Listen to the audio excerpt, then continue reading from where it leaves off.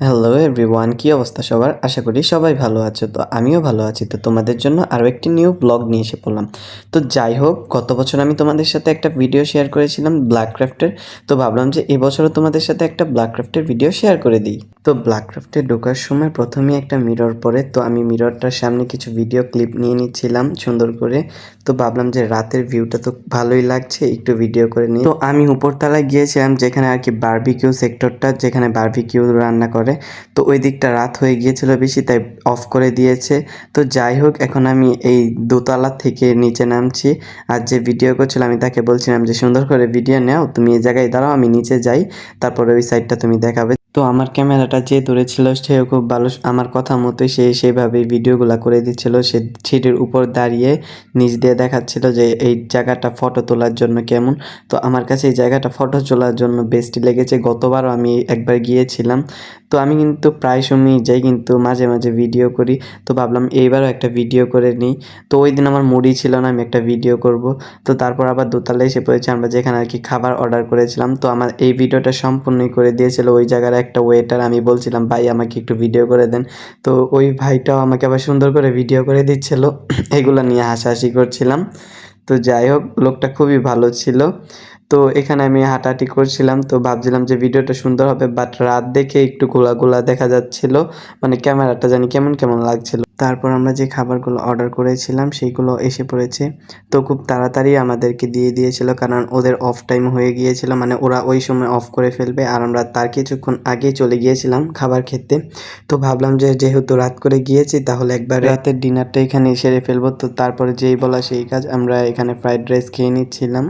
তো তারপর আমরা খাবার সাথে কিছু শেক নিয়ে নিয়েছিলাম। তো দুইজন নিয়েছিল কোল্ড কফি এবং আমরা নিয়েছিলাম মিল্ক স্ট্রবেরি শেক। তো ওয়েটার এগুলো সার্ভ করে দিল এখানে। তো এখন আমরা খাবার স্টার্ট করব। এবং গাইস, যারা যারা এই পর্যন্ত এসে আমার চ্যানেলটাকে সাবস্ক্রাইব করনি এবং ভিডিওটাতে লাইক করনি, অবশ্যই কিন্তু একটা সাবস্ক্রাইব আর একটা ভিডিওতে লাইক করে দিবে। আর যাই হোক, ওই ভিডিওটি একটু গোলা গোলা লাগছে, তো তোমরা একটু মানিয়ে নাও।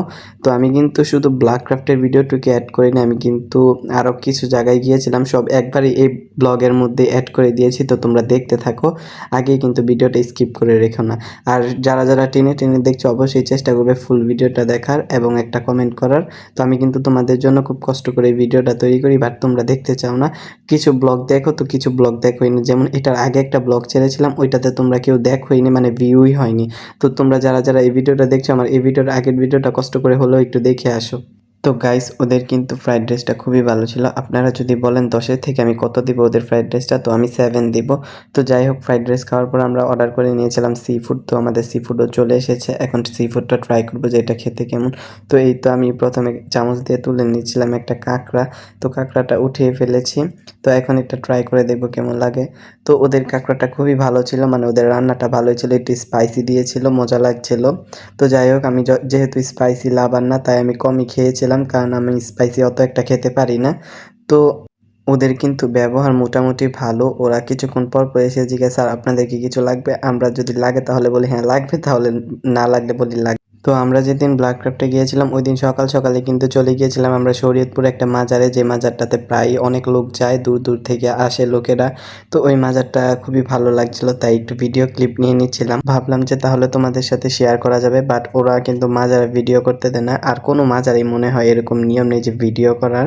তো যাই হোক, ওইখানে ভিডিও করছিলাম না, তাই আমি এখান থেকে হেঁটে হেঁটে একটু যাই হোক ক্লিপ নিয়ে নিচ্ছিলাম। জায়গাটা খুবই ভালো লেগেছিল, বাট ওই দিন রোদটা কমই ছিল, বৃষ্টি নেমেছিল, তাই এখানে ভিজা ভিজা। তো আমার খুবই ভালো লেগেছে এখান জায়গাটা, পরিবেশটা নিরিবিলি ছিল এবং হাওয়া ছিল। আর এখানে কিন্তু অনেকেই মাজারে নিয়ত করতে আসে, যারা যারা আর কি যারা যারা এই মাজারে আসে। তো এই মাজার বিষয়ে কিন্তু আমার কোনো ধারণা নেই, তো আমার যতটুকু ধারণা ছিল আমি তোমাদের সাথে ততটুকুই শেয়ার করছি। আমার জানা মতে এখানে যারা যারা বিভিন্ন জেলা থেকে এই মাজার এক্সপ্লোর করতে আসে, তারা তারা কিছু না কিছু নিয়ত নিয়ে আসে। তো যাই হোক, আমরাও এই জায়গায় আসিনি কখনো, তাই আজকে এখানে এসে একটা মাজার এক্সপ্লোর করে গেলাম। তো মাজারটা কিন্তু খুবই ভালো লাগছিল। তো আমি কিন্তু এখানে কিছু ছবিও তুলে নিয়েছিলাম, কারণ আমার কাছে খুবই সুন্দর লেগেছিল। তো এখানে হেঁটে হেঁটে আসছিলাম, আর টিপ টিপ করে বৃষ্টি পড়ছিল, একটু মজাও করছিলাম। তো তারপর আমরা পরের দিন চলে গিয়েছিলাম 300 ফিট নীলা মার্কেট, মানে এটা আমাদের এইদিকে। তো 300 ফিট নীলা মার্কেট গিয়ে খুবই মজা করছিলাম। আমরা প্রথমে উঠে গিয়েছিলাম নৌকাতে, ওইখানেতে নৌকা টৌকা আরও কত কিছুই আছে মানে মজা করার জন্য। তারপরে উঠে গিয়েছিলাম চরকি বলে এটাকে, হ্যাঁ চরকিতেই উঠে গিয়েছিলাম। তো এটাতে ভাবছিলাম যে খুব ভয় লাগবে, বাট ওরা কিন্তু অনেক ধীরে ধীরে চালাচ্ছিল। তারপর চলে গিয়েছিলাম আমরা স্কুইড, কাঁকড়া এগুলো খেতে, মানে অক্টোপাস। তো আমরা এখানে একটা লোকের সাথে দামাদামি করছিলাম যে এটা কত হলে দিবে। তো এই লোকটাও নাছোড়বান্দা, দাম কমাবেই না। তো আমরা এইগুলো বাছাই করে নিয়েছিলাম, স্কুইড আর অক্টোপাস। তো এই ওনার সাথে দামাদামি করছিলাম। তো ওরা কিন্তু আমাদের স্কুইড এবং অক্টোপাসগুলো খুবই সুন্দর করে কুক করে দিয়েছিল এবং আমার সাথে একজন খুবই মজা করছিল আর আমাকে হাসাচ্ছিল, এবং আমি গরমের কারণে এটা খেতে পারছিলাম না, এগুলো নিয়ে অনেক হাসাহাসি করছিলাম। তবে যাই হোক, ওদের রান্নাটা কিন্তু খুবই ভালো ছিল আর এটা আমি সাথে সাথে মুখে দিয়ে ফেলেছি। তো আমার কাছে টেস্টটা ভালোই লেগেছিল। তারপর আমি এই তো স্কুইড খাচ্ছি, এটাও খুব দারুণ ছিল।